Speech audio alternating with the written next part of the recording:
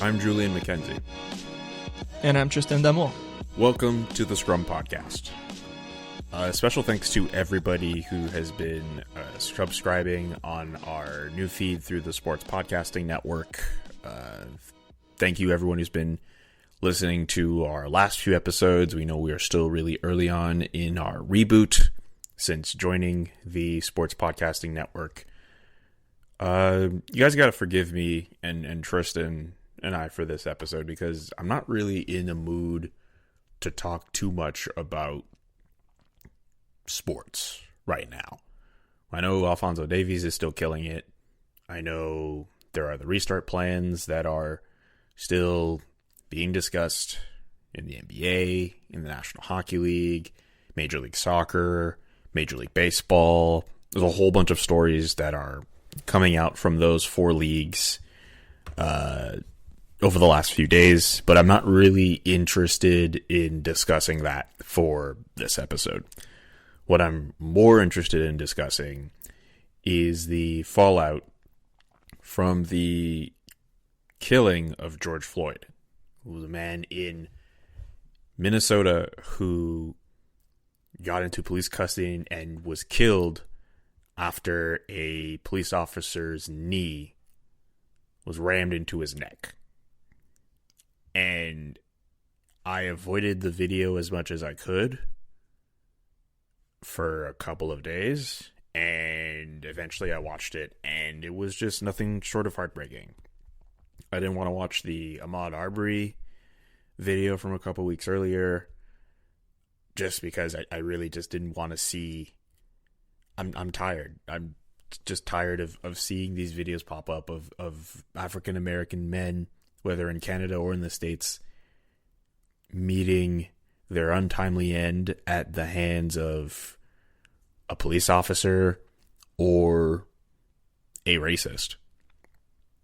And to see people take to the streets in the last few days in different parts of the states asking for justice for George Floyd, it has been a sight to see how many people have taken to the streets, the diversity of the people who have taken to streets. It's white people, black people, Asians, Hispanics, and you see a lot of people who are just fed up.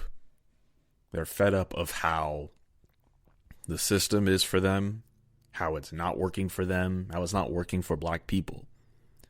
And one athlete I'm thinking of in particular in this time is Colin Kaepernick. I mean, how could you not? The knee. I still think that if George Floyd passed away in any other manner, sure, we see people who get upset.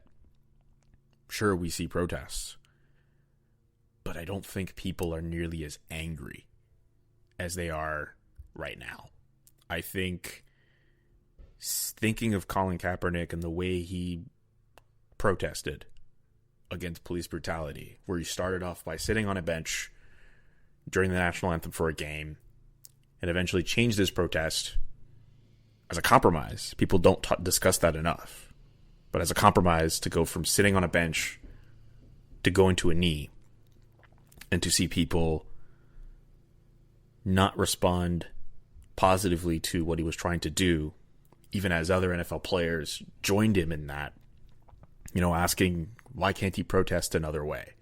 Isn't there another way for him to voice his concerns? Why does he have to call out to the flag? Why does he have to disrespect the military, even if he wasn't doing that?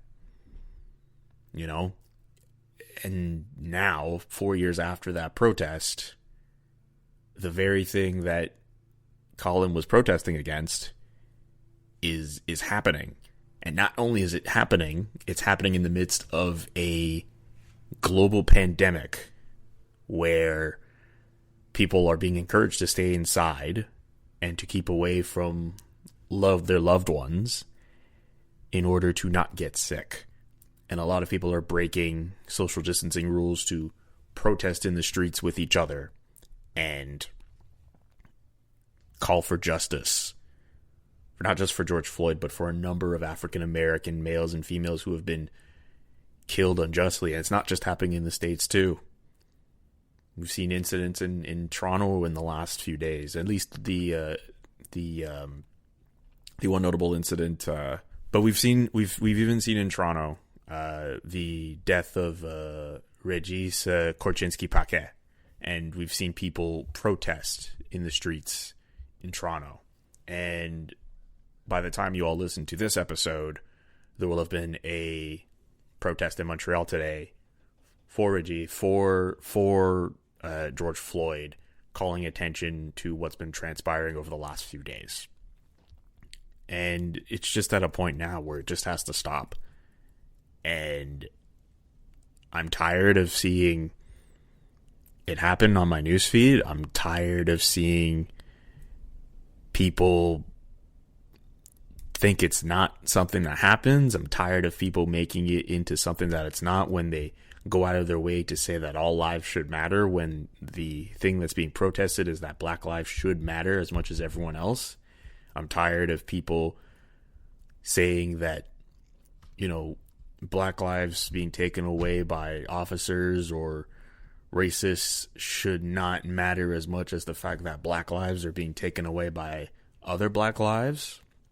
I'm very tired, and I'm very infuriated, and I'm very sad at all that has been going on, and all of these different narratives that are being discussed that are taking away from the actual point at hand. But I'm also pleasantly surprised and also encouraged by the fact that a lot of different people, not just black people, are fed up and tired as well. And I just want to shout out to the friends who have reached out to me in the past few days, I should say, just checking on, my mental health and just wondering how I'm feeling. And, I'm trying to do the same on my end with my friends as well. Because for a lot of black people to see, it's not so much of just the fact that George Floyd's death happened, but the fact that his death happened and other cases have been happening as well. And it just feels like one after the other. It almost feels like a snowball effect. It has not been easy.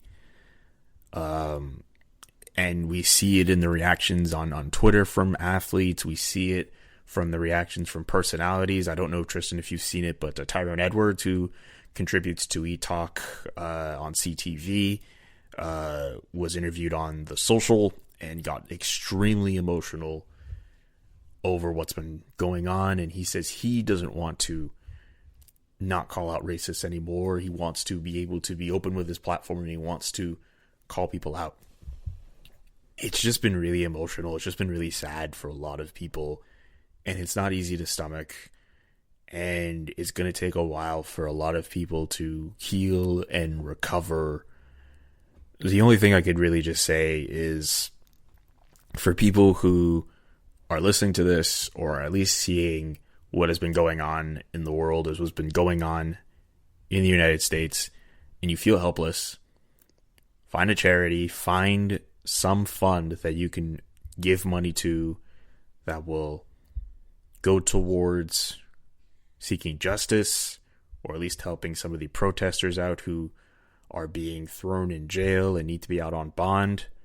A lot of those protesters out there are trying to protest peacefully, and unlike what you've been seeing with a lot of the looters going out there, a lot of people are going to the streets and are trying to be peaceful because they understand that they can't take what has been going on anymore, and they're not resorting to violence as much as some people may have you believe. Also, just talk about race. There's so many people who are into, saying, hey, we should stick to sports and we should keep sports away from politics and race and stuff like that. We have to deal with that every day. No, talk about race, talk about racism, talk about all of those different things, because keeping that conversation alive allows for these discussions to happen, and eventually leads people who wouldn't know better to know better. We need to be at a point where a lot of those people who are not sure how to go about talking about race need to understand it's a part it should be a part of their lives, even if they don't live some of the different traumas that Black people and other persons of color live. They need to understand it's a thing, and they need to be in a position where they can call out injustice and BS when they see it. So yeah, I feel for this show, just talking about some of the different reactions we've seen over George Floyd's killing and some of the protests we've seen. A lot of journalists have been affected by some of the police forces that have been out there as well. That's something I kind of want to focus on today. I know I kind of took up a lot of the first few minutes of the podcast, but I really just wanted to let that all out there for everybody. And I didn't write anything. I didn't script anything. This was just all coming from the heart, and just seeing everyone else say something about this, comment something about this. One of the best reactions I've seen to what's going on, or at least heard, Mitch Melnick, who hosts Melnick in the Afternoon on TSN 690, started his show on Friday playing an excerpt of Donald Trump's speech where he mentions Colin Kaepernick, and then immediately went into a censored version of NWA's F the Police, which I thought was one of the most remarkable things that could ever happen on a show like Mitch Melnick's. And I'm not sure how his base, his followers, his listeners would respond to something like that.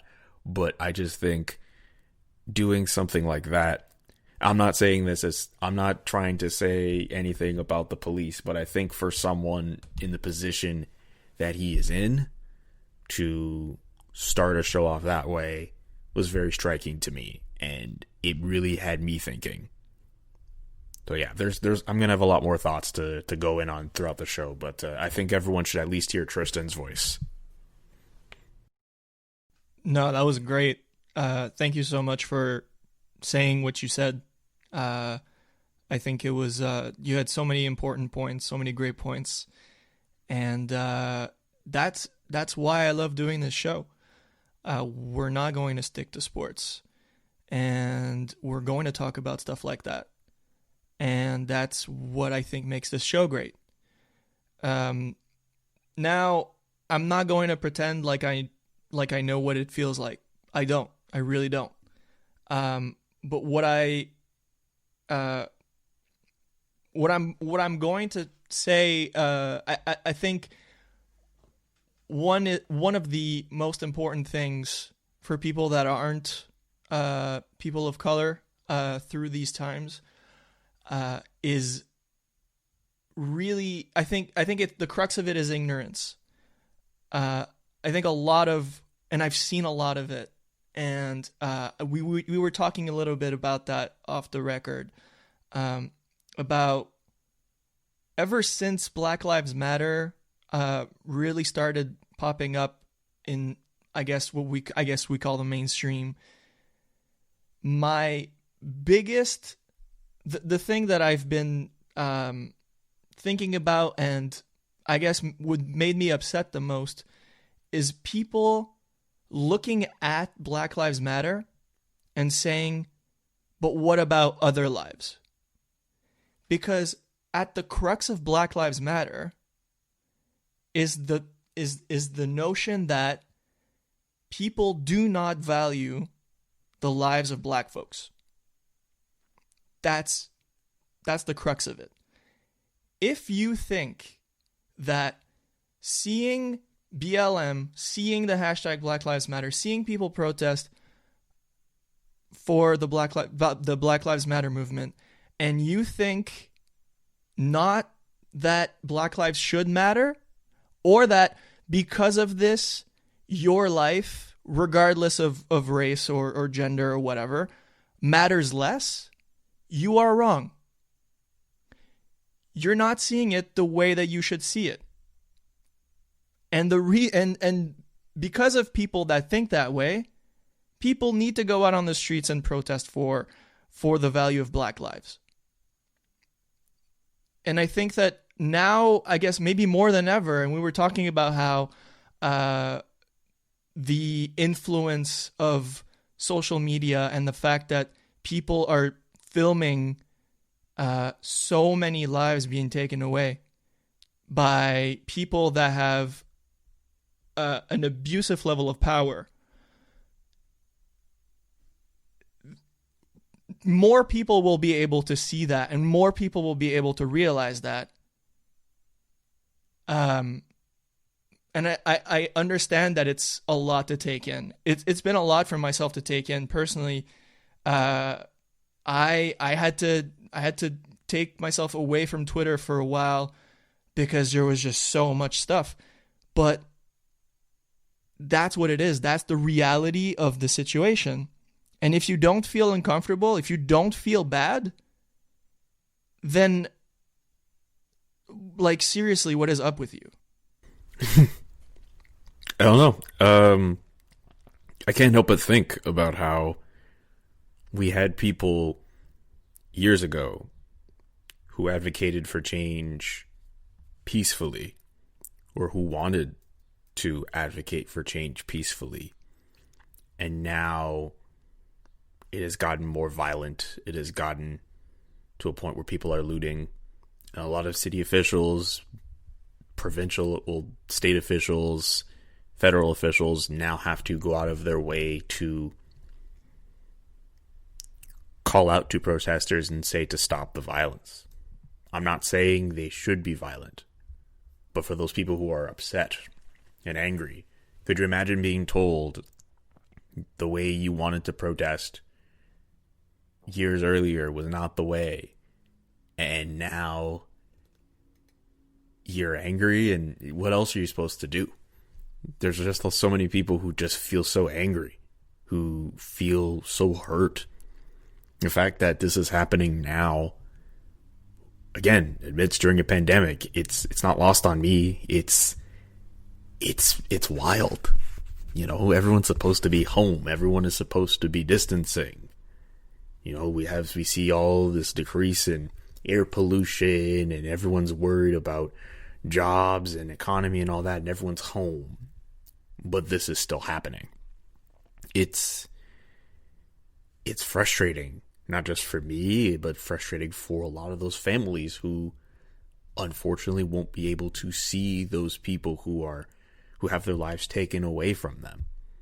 It's just, I don't know. And that's why seeing statements from leagues like the National Football League, it feels kind of hollow. It almost feels kind of too little too late in a way, you know? And I'm not saying that Colin Kaepernick single-handedly would have stopped police brutality from happening. But if more people were receptive to what he was trying to say, maybe that makes a difference to a few police officers. And I'll say this, you know, there are officers who, at least through some of the videos I've seen, have put themselves in the protest and said, hey, we're going to march with the protesters because we support you. But we've also seen the other side, where we've seen, at least in New York, we see the cops trying to drive through protesters. We've seen them assault protesters, and it's a weird mix to see from cops right now. A lot of people have that distrust. They've had that distrust in them for a while, and seeing what's transpired with George Floyd and in the aftermath is not going to help. I don't know if now is the time where you want to make some comparative and enter, maybe open the sports door a little bit and mix it with what we're talking about. But, you know, when I see that, you know, to say, you know, some people are value or are standing with the cause, and what we were seeing in Campton and in Flint is inspiring. It's nice to see, but to say that seeing a video like that it changes everything is you know, it's just not it.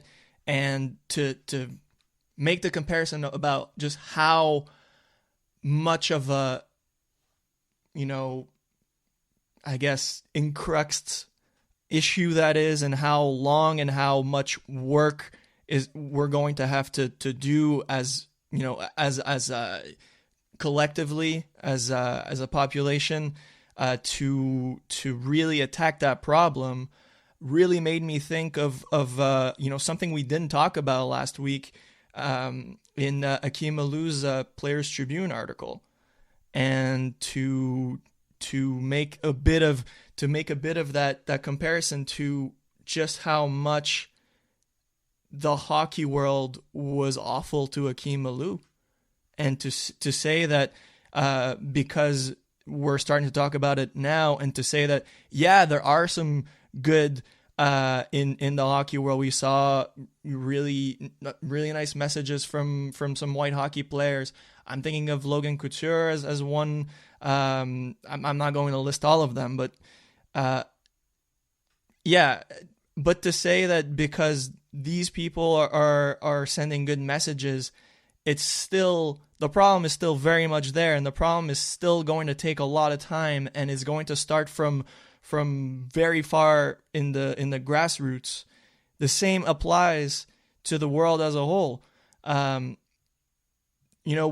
I'm seeing when I'm seeing stuff on Twitter about how defunding the police as a way of fixing the problem is kind of tossed to the side. I don't remember who was saying that, but I did see one Twitter thread about a journalist that was invited to the CBC, and then when she did say that, she did not go on the CBC. It starts there. It starts with just people looking at the problem, shrugging, and then moving away.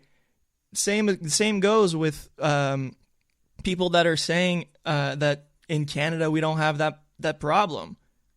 That's putting your head so far down in the sand to say that. Yeah, no, but it's something that's been said by a lot of people for a long time, and it's not the case. Don't let people tell you otherwise. Don't let people sugarcoat it for you. The same problems that happen in the United States happen in metropolitan cities in Canada as well, especially in Montreal.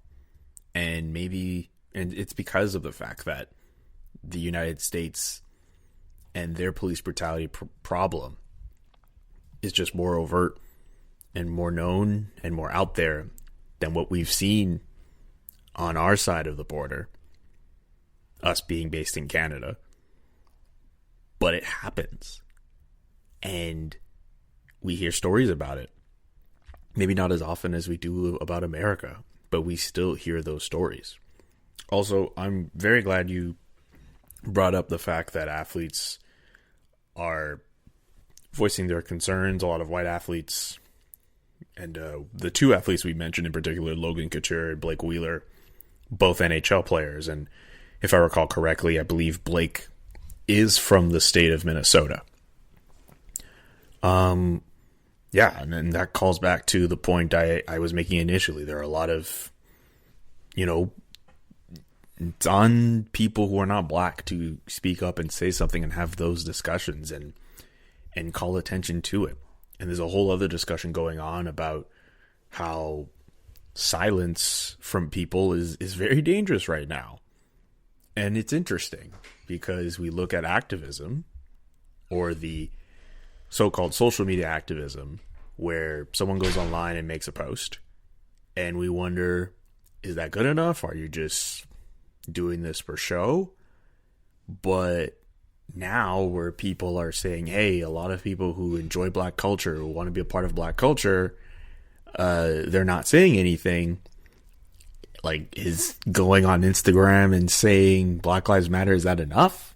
Is going to your notes app on your phone and writing how you feel about what's going on, is that enough? Are we at a point where, I just don't want it to get to a point where people feel, especially people who are not in the culture, people who are not black, I hope people don't feel they have to do something just to write something just for the sake of having people off their back. I hope they are genuine in what they have to say. And again, I at this point, I feel like it's just a matter of putting your money where your mouth is and giving and donating to these causes that are fighting for justice right now. Because I think just sitting back and not doing anything, I mean, people have been doing that for hundreds of years. How much better is that going to work out for you now? Absolutely. I don't know if you wanted to mention that personally, but I think it's a great transition here to when you were saying about people liking Black culture. I think talking about Jalen Rose and what he was saying on ESPN earlier this week or last week, and I think that's been one of the most pressing quotes for me in the past few days. I wish America loved Black people as much as they love Black culture. And that is so relevant to much more than America. And we're seeing it every Halloween. We're seeing it every single day. I could start naming names, but there are so many examples of people trying to recreate Black culture, and then when they're asked to stand up or to do anything for Black people, it's not as pressing anymore.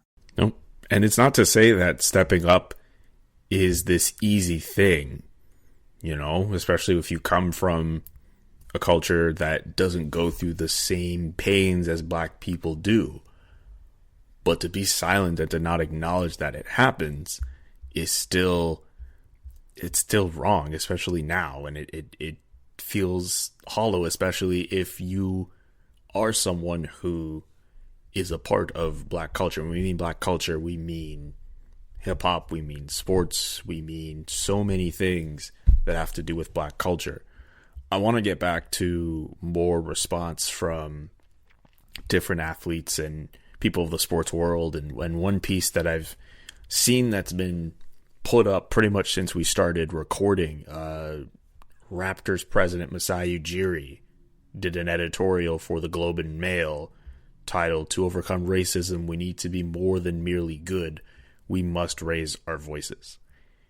And to see NBA teams disavow the racism that's been going on, to hear stories of players like Jaylen Brown going off to different parts of the country and protesting, that is amazing to see.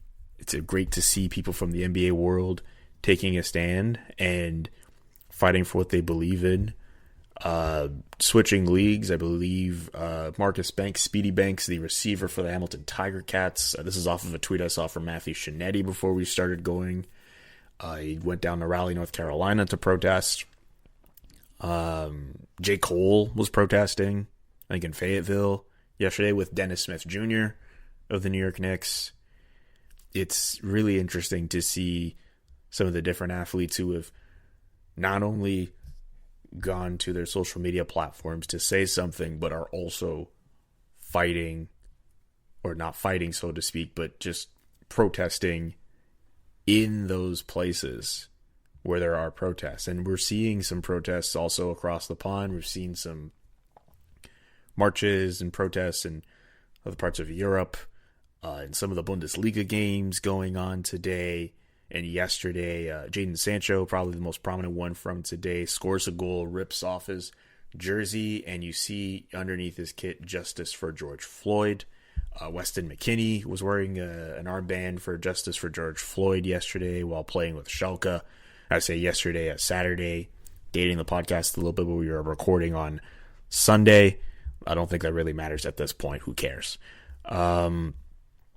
To see the reactions from different athletes over this has been good, but that's not to say all of the reactions have been great. We know the Carli Lloyd story, where, like I was mentioning earlier, with people have tried to make it an all lives matter thing. It seems as if she went to that point, and I think when other people were pointing out that that's what she was doing, including our good friend Shireen Ahmed, it doesn't seem as if that take took to her. And I don't know, I just think for a lot of those people, I mean, it's easy to get angry, it's easy to shoot off at them and be like, you're wrong, and tear them down. I really think more than ever, the time to educate and explain, now more than ever, we need to do that. For people like Carli Lloyd who, you know, want to be in the right place and say that every race should be seen as equal, when unfortunately some of the systems that we have in front of us do not make it so. Also at the same time, we've both mentioned in our own way, the protests that are happening are to bring to the forefront that Black lives are to matter as much as everyone else's, and not to make them matter more than everyone else. That needs to be properly explained to people. That needs to be stuffed in people's heads, because, I mean, at this point, if you can't get it, it's just, I'm sorry, but I want to say there's no excuse. Yeah, there's no excuse. Come on. You know, educate yourself. Realize what's going on. Realize that there are people who are hurting. And there are families, Black families right now, who are hurting at the fact that they have to tell their children, they have to tell their loved ones, you know, this is how you deal with the police if you get stopped while driving a car. Call me when you're done at this party in this one part of town. I will pick you up and drive you home so you don't have to worry about getting home on your own. And God knows what could happen being in a neighborhood where there aren't a lot of people like you. You know, there are a lot of families who have had to deal with that for years, and seeing what has transpired over the last week, it's going to reinforce that notion for them as well. And it just sucks. It just sucks, Tristan. It's really sad. I hate it. I'm so sorry, dude. It's okay. You know, I mean, no, it's not okay, actually. No, it's not okay. It's not okay, but that is what people deal with. That is what people deal with. And I don't know, I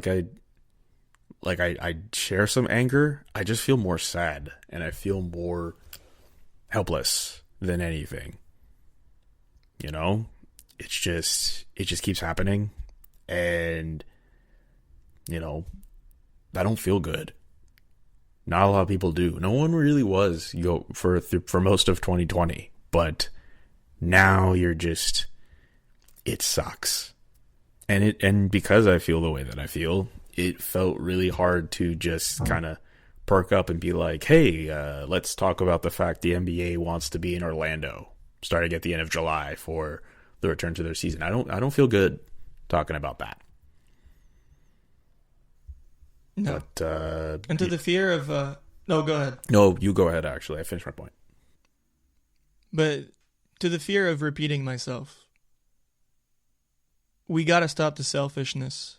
We gotta see Black Lives Matter for what it is, and stop saying that because we're fighting for the justice of black folks in the world, that it'll impede on the lives of other people. And yeah, there are a lot of different communities that are affected by the same things. Just here in Quebec, should I mention what happened in Val d'Or that, you know, people are forgetting about? Freddie Villanueva, but to this point, the value of right now, the value of one community's life is higher than the other. And that is an outrage. And please use this time to look at stuff and don't say, well, this isn't the full video. I want to see why. Maybe this person was known by police before. No. That shit should not happen.